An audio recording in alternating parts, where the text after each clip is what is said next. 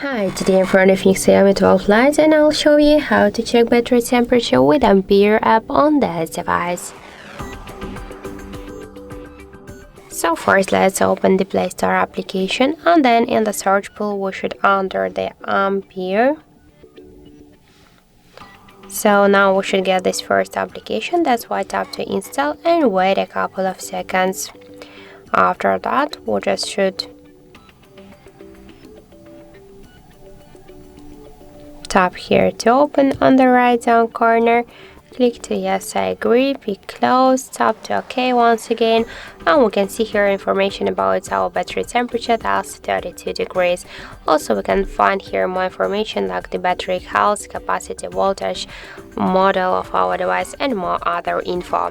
So that's it, thank you for watching, and if you find this video helpful, don't forget to leave a like, comment and to subscribe our channel.